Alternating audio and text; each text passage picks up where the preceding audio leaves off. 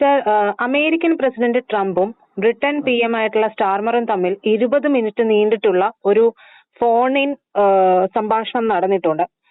വളരെ റഫായിട്ടാണ് ട്രംപ് സംസാരിച്ചത് എന്നുള്ള വാർത്തകളൊക്കെ വന്നിട്ടുണ്ട്. എന്താണ് ഇരുവർക്കും ഇടയിൽ സംസാര വിഷയമായത്? സ്റ്റാർമറിന്റെ നീക്കം ഫലിച്ചിട്ടുണ്ടോ? പ്രജിത, അടുത്ത കാലത്ത് ഒന്നും തന്നെ അമേരിക്കൻ പ്രസിഡന്റും ബ്രിട്ടനിലെ പ്രധാനമന്ത്രിയും തമ്മിലുള്ള ബന്ധം ഇത്രയ്ക്ക് വഷളായിട്ടില്ല.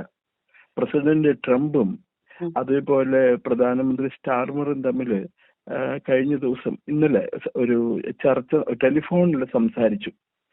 അപ്പോൾ ഈ ഇറാനെതിരെ അമേരിക്കയും പിന്നെ ഇസ്രായേലും കൂടി നടത്തുന്ന ആക്രമണങ്ങൾക്ക് ബ്രിട്ടീഷ് സൈനിക താവളങ്ങൾ ലഭ്യമാകാത്തതിൽ ട്രംപ് വളരെ കോപാകുലനാണ്. അദ്ദേഹം കഴിഞ്ഞ ദിവസം സ്റ്റാർമറെ നിശിതമായി വിമർശിച്ചു.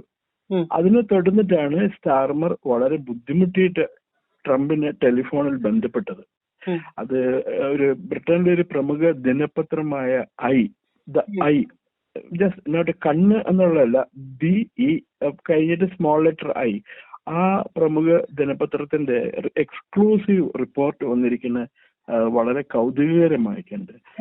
സ്റ്റാർമറുടെ സംസാരം ഒന്നും ട്രംപിനെ തൃപ്തനാക്കിയിട്ടില്ല എന്നാണ് ഈ പത്രം റിപ്പോർട്ട് ചെയ്തിരിക്കുന്നത്.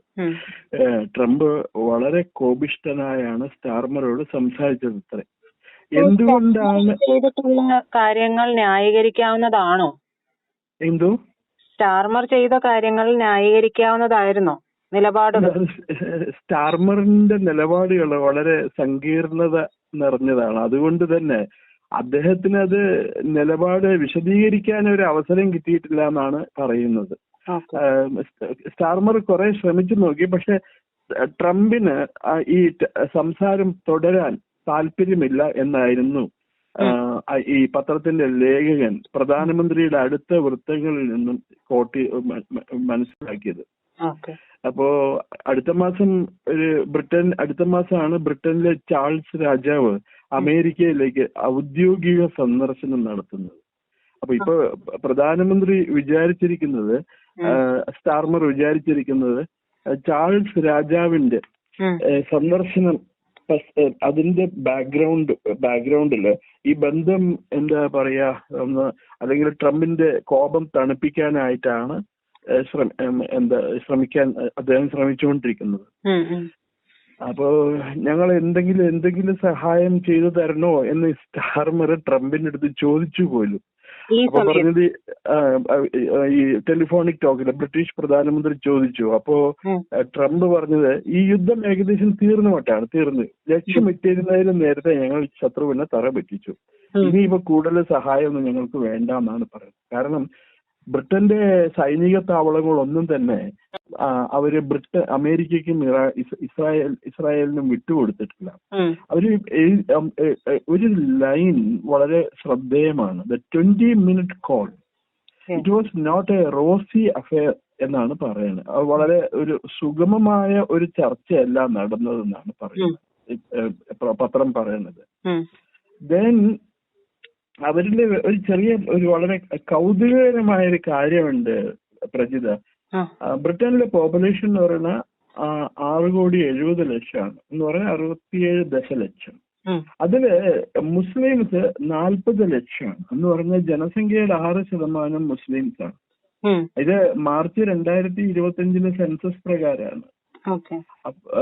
പിന്നെ ബ്രിട്ടനിലാണെങ്കിൽ 46% ക്രിസ്ത്യാനികളും പിന്നെ മതം ഇല്ലാത്തവര് നോ റിലീജിയൻ എന്ന് രേഖപ്പെടുത്തിയിട്ടുള്ളവർ 37.8%.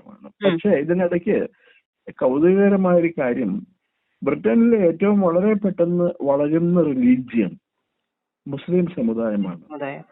2011 2021 ഇടയ്ക്ക് ഇവരുടെ ജനസംഖ്യ 12 ലക്ഷം കൊണ്ട് വർദ്ധിച്ചു. അപ്പോ UK ജനസംഖ്യാ വർധനവിന്റെ 32% ഇസ്ലാം വർദ്ധിച്ചിരിക്കുന്നത്. അതുപോലെ ബ്രിട്ടനില് 48 ലക്ഷം വോട്ടർമാരുണ്ട്. 48 ലക്ഷം വോട്ടർമാർ അവർ ടേൺ ഔട്ട് വരണം മാക്സിമം 60% വരുള്ളൂ. അപ്പൊ എന്ത് പറ്റിയെന്ന് വെച്ചാൽ മുസ്ലിംസ് ഒരു നിർണായക ശക്തിയാണ് ബ്രിട്ടനിൽ. അതുകൊണ്ട് അതെ അതെ അതെ, സ്റ്റാർമർ അതുകൊണ്ട് ഒന്ന് ഭയന്നിരിക്കുകയാണ്. കാരണം ഇപ്പോ മുസ്ലിങ്ങളുടെ താല്പര്യങ്ങൾക്ക് വിരുദ്ധമായിട്ട് അയാൾ എന്തെങ്കിലും ചെയ്തു കഴിഞ്ഞിട്ടുണ്ടെങ്കിൽ അടുത്ത ഇലക്ഷൻ ആകുമ്പോഴത്തേക്കും അയാളെ അവർ ഒതുക്കും, അവര് വോട്ട് ചെയ്യൂല. ഈ പോപ്പുലേഷൻ കൂടി വരുന്ന സ്ഥലങ്ങളിലെല്ലാം തന്നെ വലിയ രീതിയിലുള്ള പ്രശ്നങ്ങൾ ഉണ്ടാകുന്നുണ്ടല്ലോ സാർ. ഇപ്പൊ ബ്രിട്ടനിലാണെങ്കിലും ഇത്തരത്തിലുള്ള പ്രശ്നങ്ങൾ ഉണ്ടാവുകയും ഒക്കെ ചെയ്യുന്നുണ്ട്. അപ്പൊ സ്വാഭാവികമായിട്ടും ഒരു PM എന്നുള്ള നിലയിൽ സ്റ്റാർമർ ഇതിനെതിരെയും പ്രവർത്തിക്കണമല്ലോ, ഒരു രാജ്യത്തെ സുരക്ഷിതമായിട്ട് കൊണ്ടുപോകാനായിട്ട്. അപ്പൊ ഒരു വിഭാഗത്തെ മാത്രം പ്രീണിപ്പിക്കുന്ന തരത്തിലുള്ള രാഷ്ട്രീയം അവിടെയും നടപ്പാക്കിക്കൊണ്ടിരിക്കുകയല്ലേ. അപ്പൊ സ്വാഭാവികമായും ഈ ഒരു അനധികൃത കുടിയേറ്റം ഇങ്ങനെയുള്ള കാര്യങ്ങൾക്കെതിരെ നിൽക്കുന്ന ട്രംപ് ഇത് ക്ഷമിക്കുമെന്ന് ഒട്ടും നമുക്ക് പ്രതീക്ഷിക്കാനും കഴിയില്ലല്ലോ. ഇത് സ്റ്റാർമർ അനധികൃത കയ്യേറ്റത്തിനെതിരെ അനധികൃത കുടിയേറ്റത്തിനെതിരെ ശക്തമായ നിലപാട് എടുത്തിട്ടില്ല ഇന്നേ വരെ.